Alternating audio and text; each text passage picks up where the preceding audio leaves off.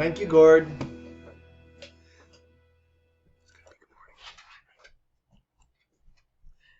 Good morning. Good morning.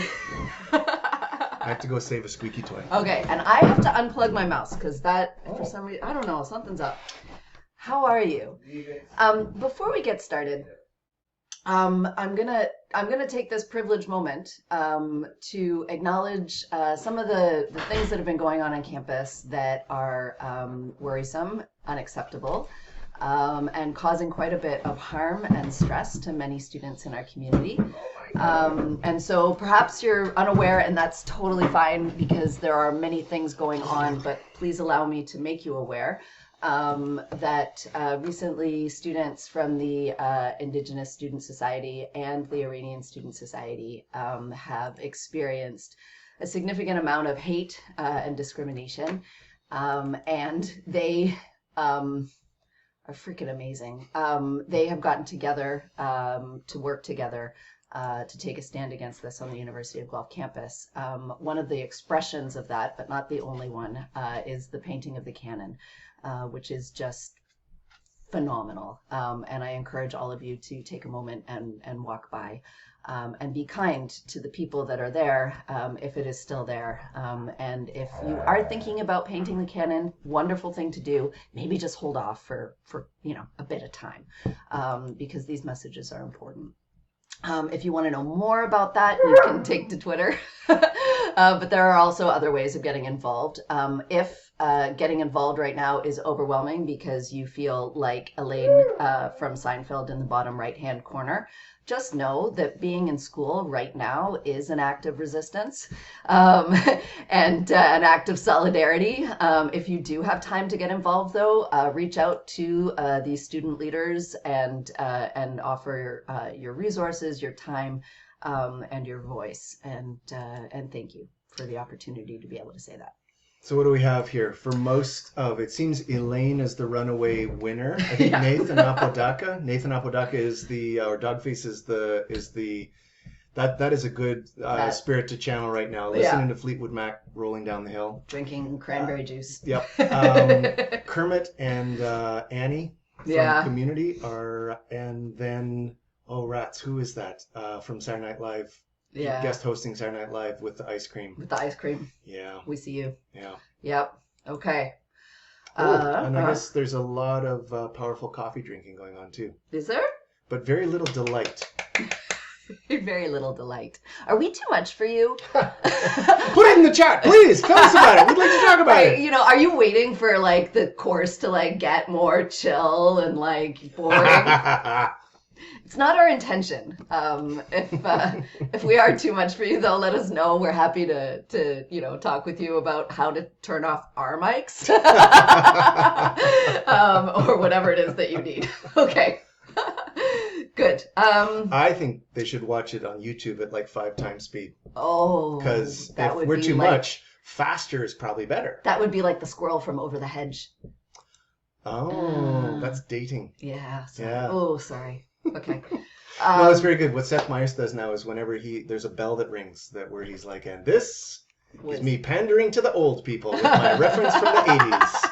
And then there's another bell that is like, and this is me pandering to Generation Z. Yeah. Okay. Hi, everyone. Check us out on TikTok. Yeah. So welcome. We're here. There's a playlist. Yeah, that's the other. So check us out on TikTok. Like and subscribe. It's just a reminder as you're doing this. You can point your telephone at that QR code. You can also click on this later on when you get your hard copy from course link. Our youngest son likes to do the Tribbiani quotes a lot right now, and he does them in a very Tribbiani way. That's dating you. He's really sorry. Okay, just a reminder about the playlist. Anyhow, it's there, and all the classes get there, and it's an easy place to find it. Yeah. Okay, so we have to tell you about this. Because very, very recently, many of you have been writing to us to go, oh my goodness, the topic test is on Thursday, and my Thursday looks like ass in terms of schedule. Is there something we can do? And the answer is yes, there is always something that we can do. So is that the header of the email? My schedule looks like ass. Yeah. There's always something we can do. Communicate with us earlier, though, because some of you are going, oh my goodness, there's a change and that's stressing me out. But it is not a change-ish. If you were planning on doing it on Thursday. Is it a pivot? No. It's not. It is not a pivot. Sorry for the trigger. Don't word. even. Yeah, it's not. Shh. If you were planning on doing it on Thursday, do it on Thursday. Yeah. Okay? Just like Nike do it up. Yeah. If your Thursday looks like ass and you were like, oh my goodness, I only have 30 minutes to write this on Thursday, do it Friday morning. Yeah. We're going to open it up. We're going to close it on Thursday at 6 p.m. Okay? So if you want the 3 hours, sign in at 3 by 3 on Thursday.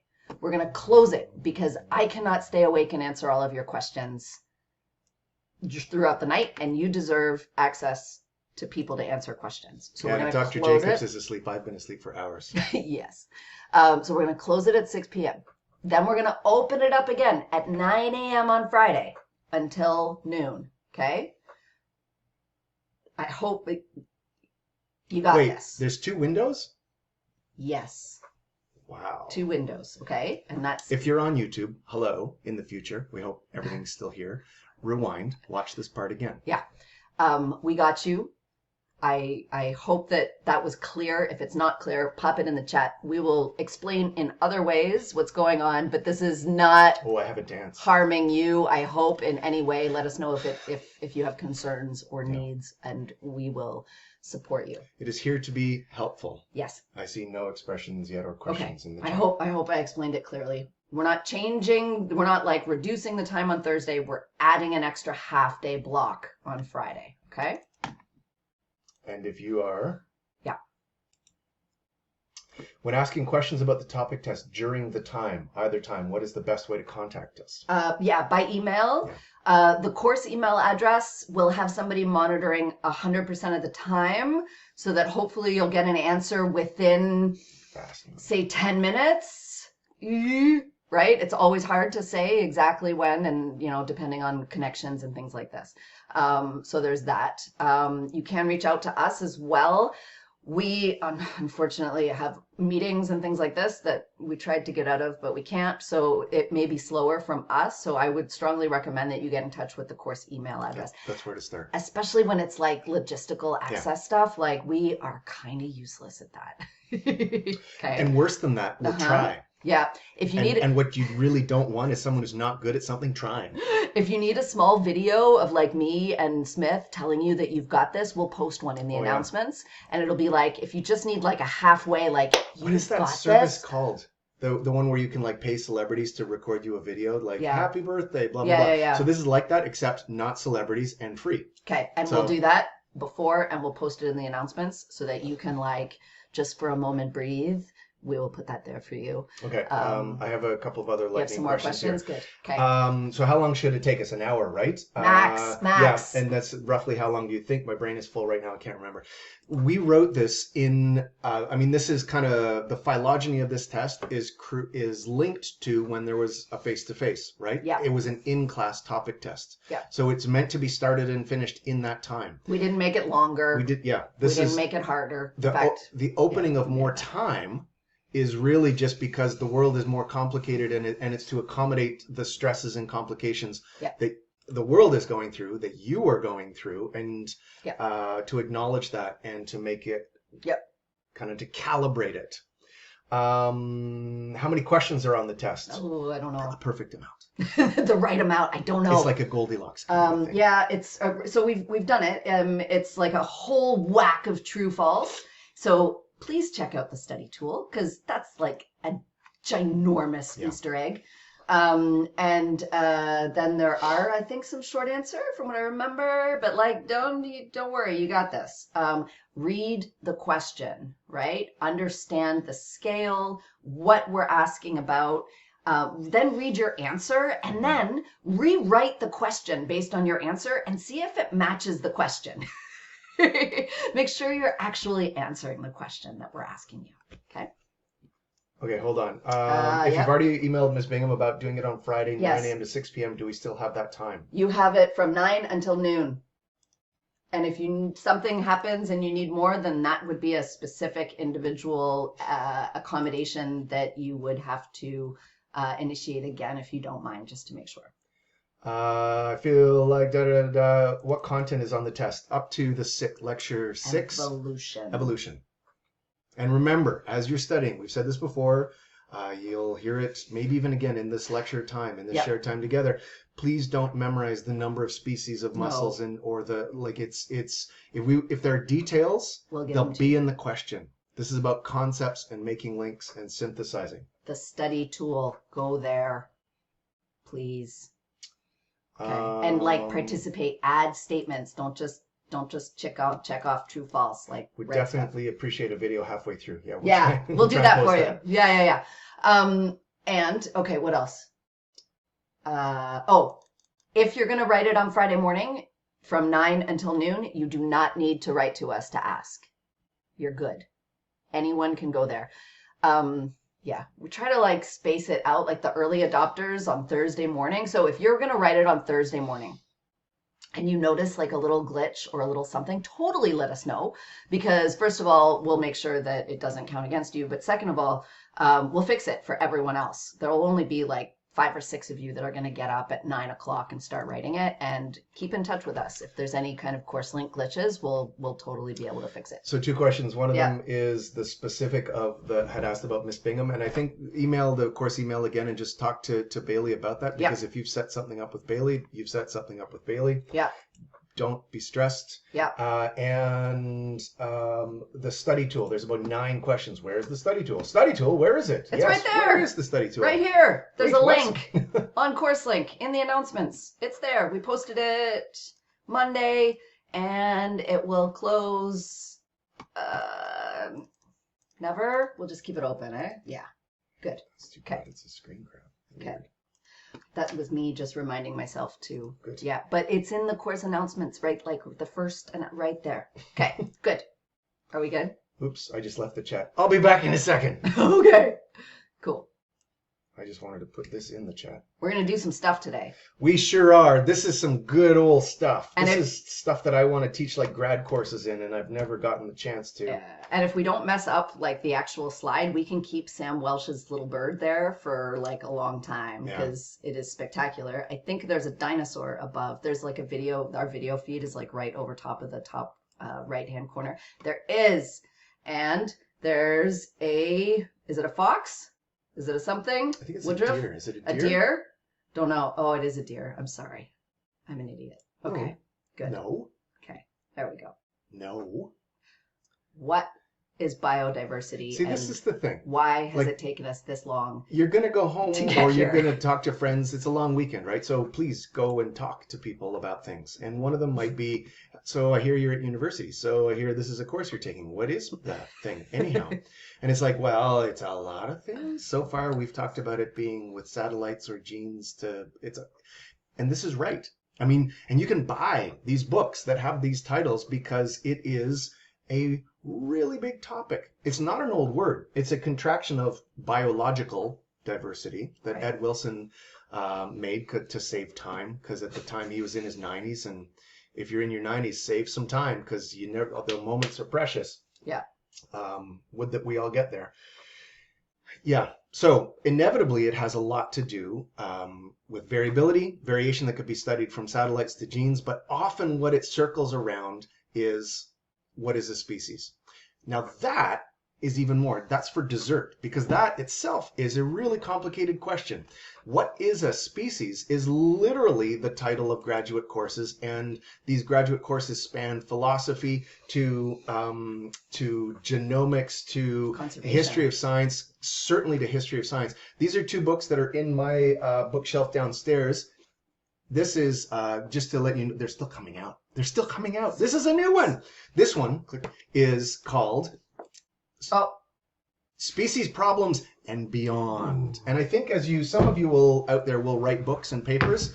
And my suggestion to you, as I crush a pile of books with one more, is write your paper with we used to have it there. a suffix wide and beyond. And beyond. I think all paper should be finished with a suffix-like statement of and beyond, because then it's like it's whatever I want it to be. Oh. So just to say that this is a complicated thing. And if you're frustrated at any point, that's kind of fine. Because as I mentioned last time, species are not like moles in chemistry or meters in physics. They have fuzzy edges. And so knowing which tool to use, how to identify what elementary unit in biology is what, is challenging. And that's why we have nearly 30 different concepts of what is a species. Amazing. And that is the species problem in a sense. Yeah. How do we define it? How do we make sure that we're using the same terms as someone who's working in Chile or someone who's working in Denmark or someone who's working in Papua New Guinea? Yep. There have been some delightful misunderstandings. And for each species, the species definition can be different, which is also bananas. So when we talk about the word species, we talk about it kind of as a concept. Smith likes to talk about it like a hypothesis, right? We are trying to come up with different definitions. But again, there are 30 of them, right? So here's one for your consideration. And this is one that you've been exposed to before. And I think one thing some of you will have, you will like thinking about philosophy. You've done the 420, you can do 420 whenever you want. So you're philosophical. And what is it really, man? And so that's to differentiate. There's the philosophical, what is it? Mm-hmm. And then there's the operational or the epistemological. How do we measure it? Right. And sometimes scientists who ought to know better confuse the two things. Right. This one is kind of all about how we measure it. And what's delightful is that in this image down in the bottom right, we talk about reproductive isolation as being one of the things that divides up a species. And so in this case, this Chihuahua and this Great Dane may very well be reproductively isolated. Yeah, pre or post-zygotic. It's not going to work. It's just not, and yet they are the same species. So there are these fuzzy borders that are delightful, right? Okay. So also, what about asexual species? What about hybrids? What about connected extremes, right? Just all of these are fuzzy borders and terms that we use to try to understand where the majority of our definition of species kind of hangs out, right? Yeah. If we understand the extremes and the margins and the delightful fuzzy borders, we can then maybe get a better understanding of what's going on sort of in the middle of all of this space. And you are not alone as biologists in your training of this definition, I'm going to guess, and tell me if I'm wrong in the chat, but that definition, the Mayerian, the biological species concept, is the one that you've been exposed to the most. And that's true for the world. And I think it's important to realize that it is set up as a test, an operational test of membership, and it's a test that we don't ever do, ever.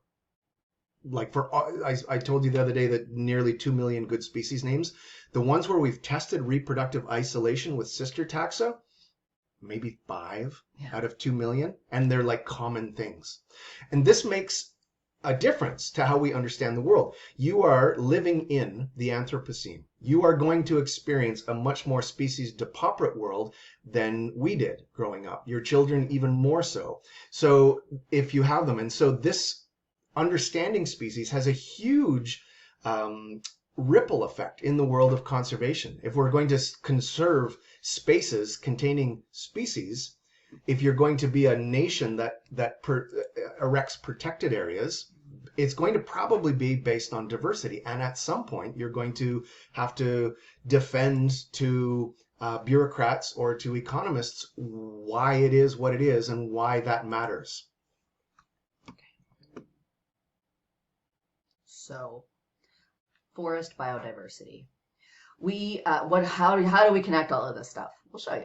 So, we have these 4 woodlots that we're going to be dealing with. 3 kind of in particular. The Arboretum is kind of too big for my brain. But we're going to be sort of managing these or talking about these 3 and a 4th woodlot. And so we'll kind of try to do it within the context of woodlot biodiversity and trees in particular. So that's kind of our narrative for this. We're not going to do Menti because some of you are still struggling with the Wi-Fi, so thank you for the shout out for that. But we did talk about this already. What do you still need to know? And you went from biological variables to social variables, cultural variables, and that was really, really important. I love that you went there because none of these problems are, purely biological, purely scientific. Scientific, like small s scientific, like nerdy scientific. Scientific can be everything, and so I think we need to recognize that people play an important role in these conversations about the science of diversity. So you did great for that one.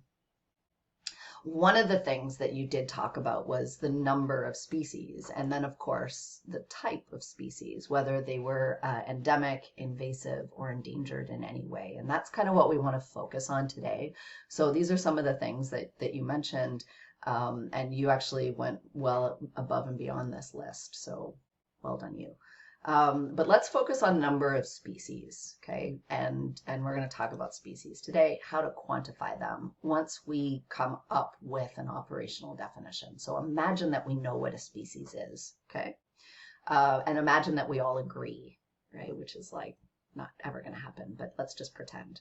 How do we quantify that? How do we count the number of species? How do we create numbers out of number of species? Hold on. Okay. So we can do that in a couple of ways, right? And so basically what I like to do is I like to look at a woodlot and go, okay, what are all the variables here? How can they change? What can we manipulate, right? And certainly we can manipulate space and we can manipulate time, right? Those are kind of the big things when we're talking about ecology.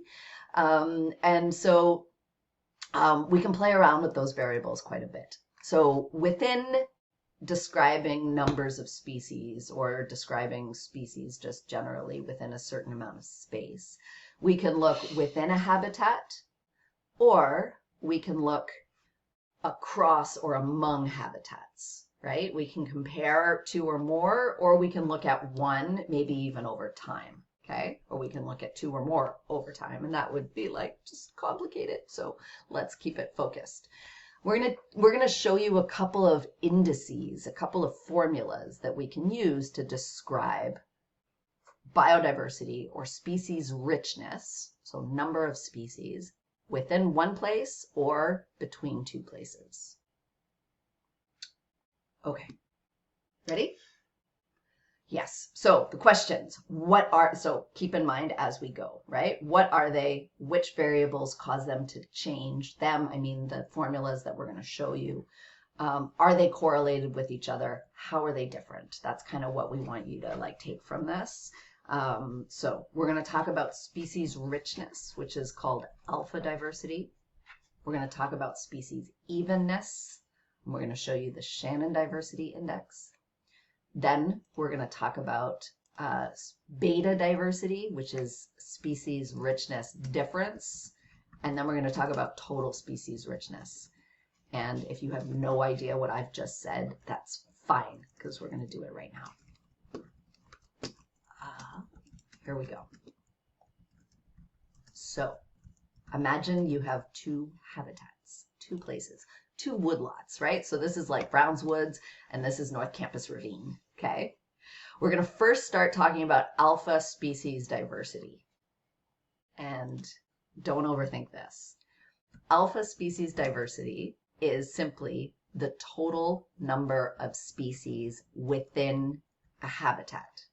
So imagine that we've turned it into these two icons.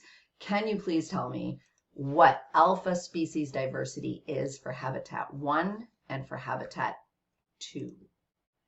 And if you pop it in the chat, we can keep Sam's drawings here. Or you can write on the screen, that's fine. Put it in the chat. Sam, what is that, a kinglet? What am I looking at here? Yeah, it looks like it's gorgeous. Yeah. Okay. Good. Yep. Habitat 1 and habitat 2. What is alpha species diversity? Pop it in. Thank you, Merrick. Yep. There's Eric. Or, yeah. Bunches of them. Good. Lots of threes.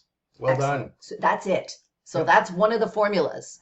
Okay, that was super simple. So when Count we say the number of species. indices, richness is an index. Okay. So it's like 1, 2, 3. Yeah. But even as you did that, I think you probably see that between these two habitats, they're a little different. Does 3 equals 3? Does 1 equal 2? Habitat 1 equal habitat 2? Are you happy with that?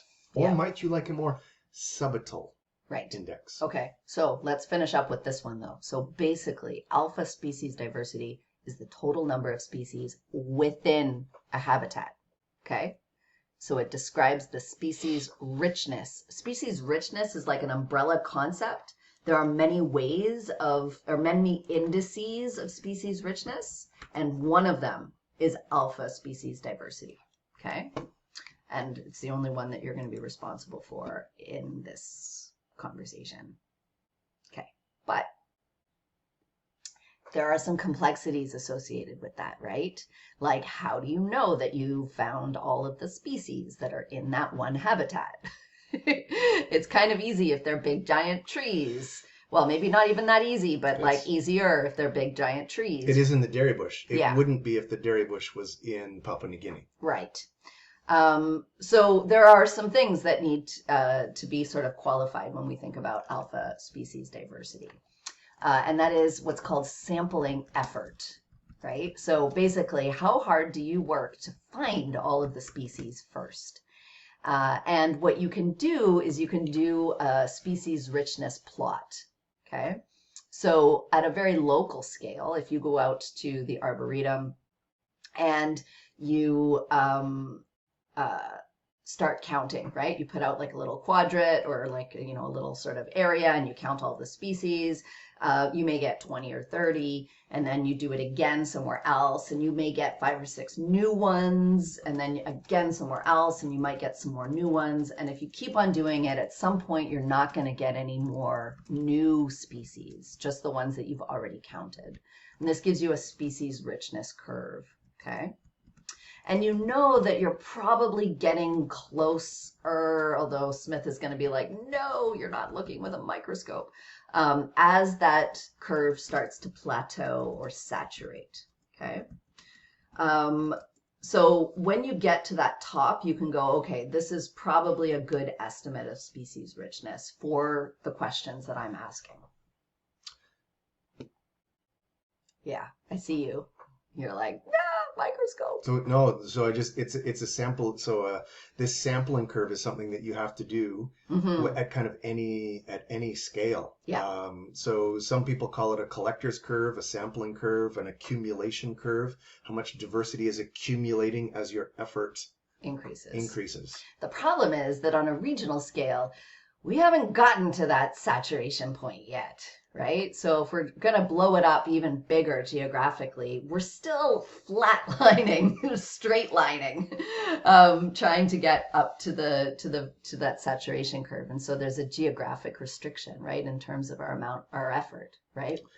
And there is, you mentioned microscopes, there is for small things where most taxa are rare. Yeah. This is kind of how the world works. If you do this with bears in Ontario, you'll figure out there's a couple of 3 bears in Ontario. If you do it with ichneummonid wasps, parasitoid wasps, it will just keep increasing. Amazing. Okay. So how do we know when we can stop counting? When the intensity is saturated, when it reaches a plateau. Conceptual answer, correct. Pragmatic answer, when your money runs out. When you're tired. Yeah. Okay. So we've got a poll question. I will pop the poll in on your screens in a second. Here we go. Launching.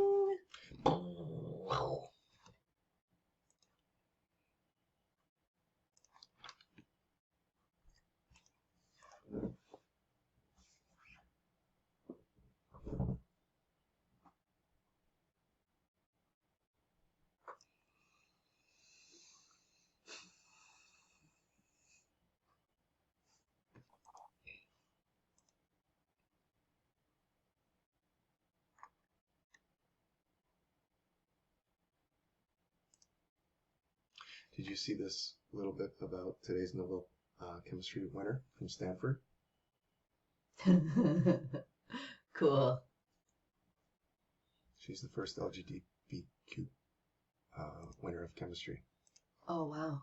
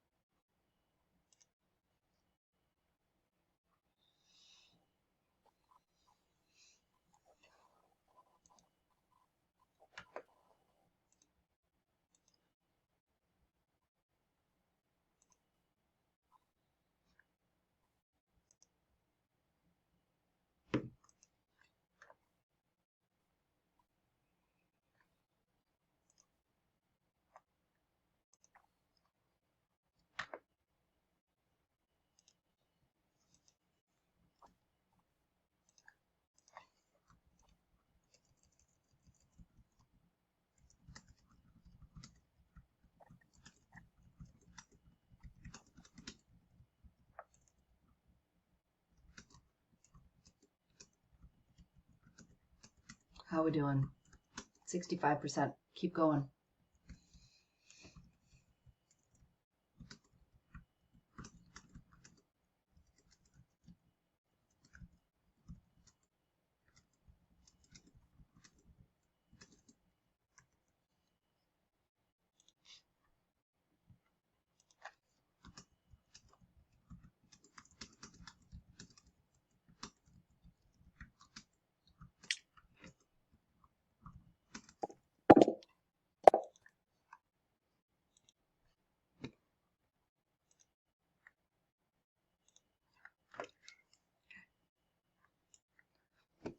Amazing. 75%. We'll give you another few seconds. Can I Yep. own something, an old thing that I just, as an old person? Yes. I just posted a link to an Yeah. article in The Guardian about species concepts. Yeah. And I said it's from a couple of years ago. Yeah. And then when I pasted the URL in, Yeah. it told me how many years ago? 12. Amazing. You know, We're the tired. other day. Yeah. Uh-huh.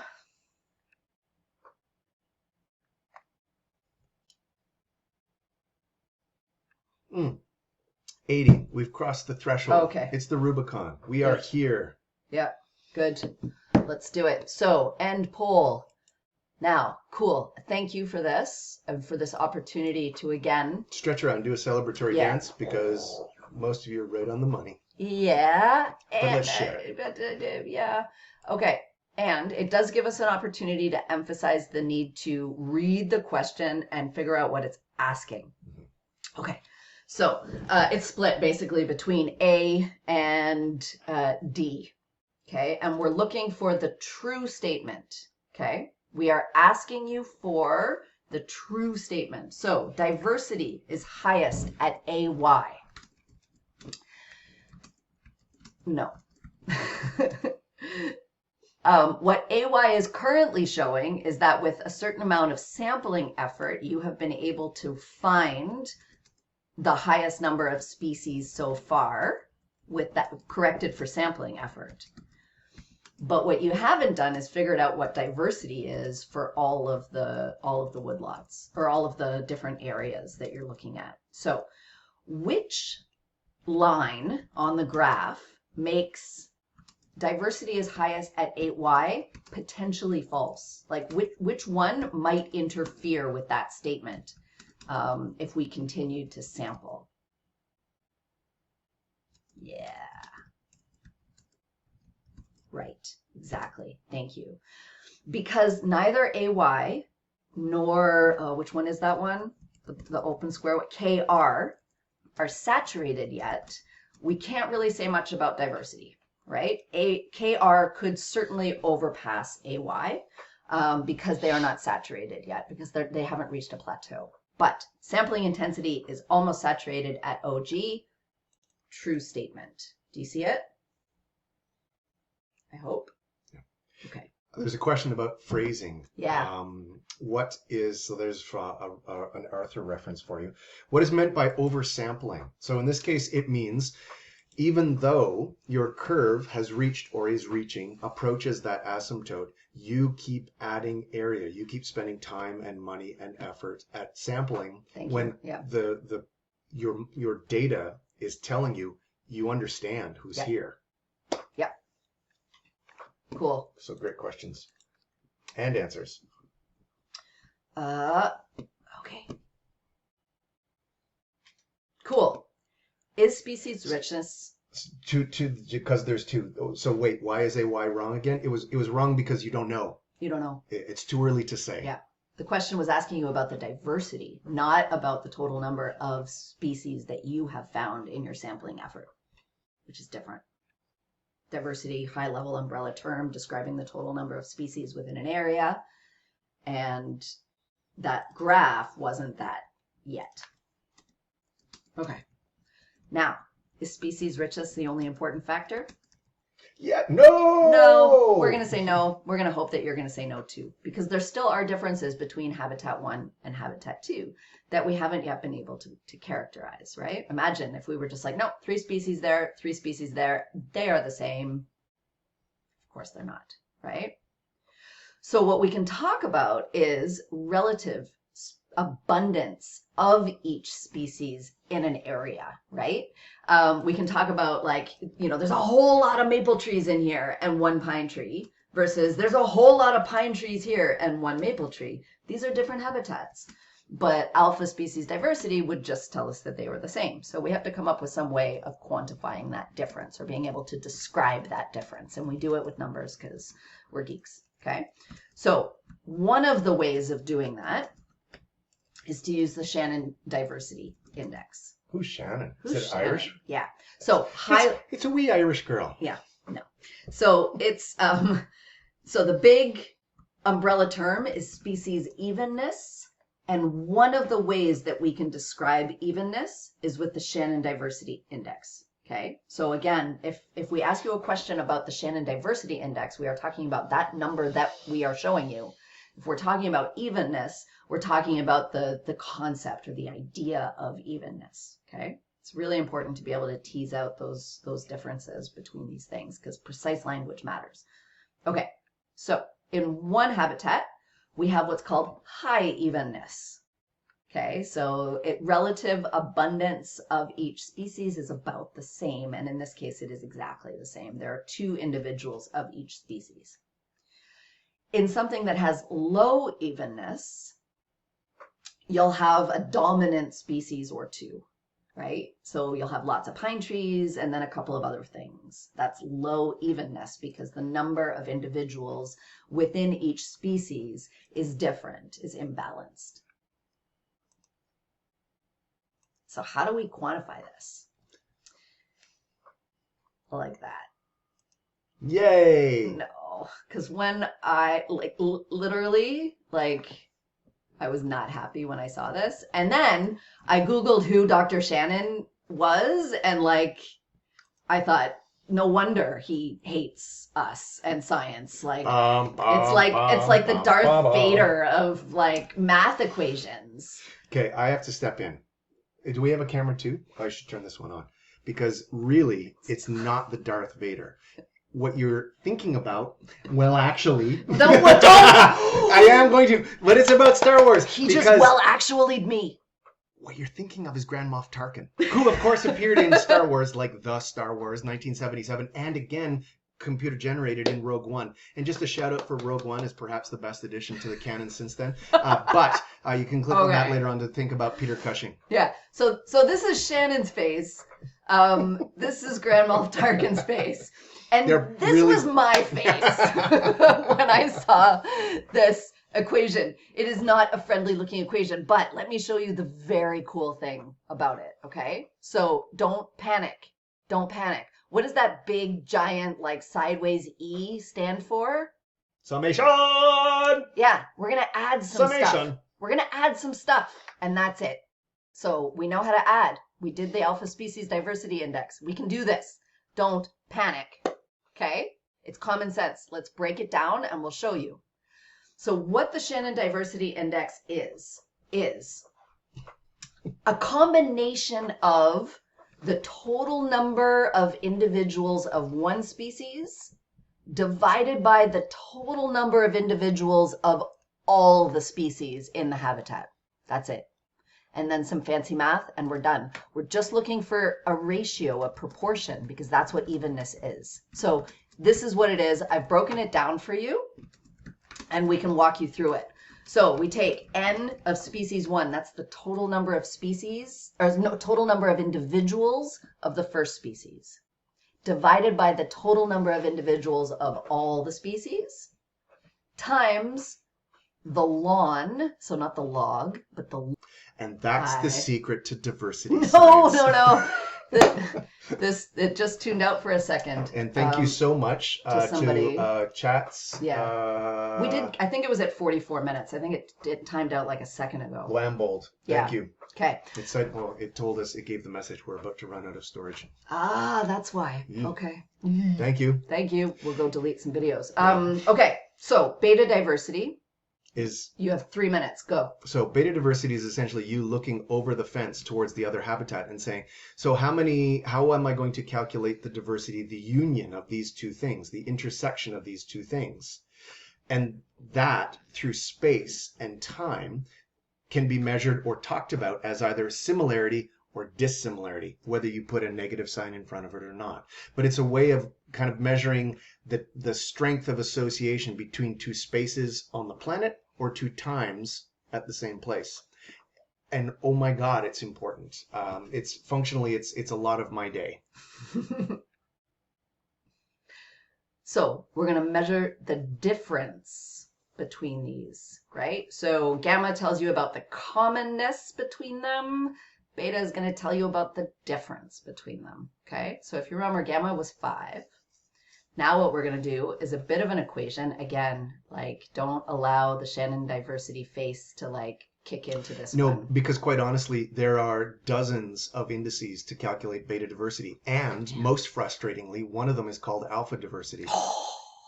And I'm not even kidding. But just park that. You don't do you remember you pointed that out on Twitter and the like, author was like, that was a bit of an oversight. It's like, yeah, it was. Okay. But good on you for owning it. Social media, anyhow. Yeah. Anyway, okay. So beta diversity.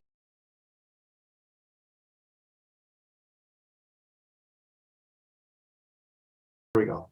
Okay. Apologies for this, but you know, Moore's law. It's gonna be an awkward stitch together, but I think it'll be okay. Okay. What is beta diversity? Thank you again for looking out for that. Yeah, that's really helpful. What is beta diversity? We're going to do this together. You're tired? Okay, so what's alpha diversity of habitat 1? Minus the total number of species that they have in common. There's some suggestions that perhaps the answer rhymes with Bobby Orr. Yes. So 3 minus 1 plus 3 minus 1 is 4, right? So that's how you calculate beta diversity. It's different than gamma. Understand that it represents the differences rather than the similarities. Okay, so to review, this is kind of breaking it down. And I'm really distracted by this no disk space thing. I'm so sorry. It's all working now. It's all going to be okay? Yeah. Okay. There we go. God, like all of the things are going off. Okay. Okay, so just a little review. Within habitat, across habitats, you can talk about species richness, or you can talk about evenness, or you can talk about difference, okay? And these are the indices that we're going to be talking about, recognizing that there are 50 or 60 different indices. We're just going to focus on these 4. And some of you had asked, wait a second, is this math on the test? And no to the evolution topic test. Yeah, definitely not. To the next one, if it is, it'll be there. Yeah, don't worry. You'll see from this topic test how we write tests, and then you'll be like, oh, I get it, okay? So for next class-ish, you have a test coming up, but we really want you to calculate the indices for the 3 woodlots and those icon slides that we gave you. Like, again, we're dropping Easter eggs. So seriously, go through this, like double the number, calculate the indices. What do you notice? Come up with these high level statements about how these formulas move, how these indices move, how the numbers change. What are the more important variables that make these numbers different? And there are some very cool online calculators to like index calculators, as well as if you just put in Google scientific calculator, you're going to get a scientific calculator panel, so you can easily calculate the ln of something rather than the log. So yeah. Probably when we're saying to you now, you're like, yeah, I know. Are you guys old enough that you had like an actual physical scientific totally calculator? Did, right? Yeah, we did. Yeah. Okay. Sorry. As we leave, we're acknowledging the fact that it's a long weekend. We're not going to see you on Monday. Please take care of yourselves. Take care of others. Be kind. Expect kindness to you. With regards to the nitty gritty of next week, is the pre-lecture quiz for next week still due on Monday, or is it Wednesday? I believe it's. Oh, it's not going to be due on Monday. Yeah. So Wednesday. Yeah. We'll fix that if it says differently. Yeah. So our next class is. You've asked me about a date, and it's like. I don't know. What for what? Next class, next Wednesday. Yeah, the 12th. The 12th. Why does it? Oh yeah. So the homework though. Yeah, like take your time. Don't stress over the holiday. Okay. Good. Take care, everyone. Be kind. Bye.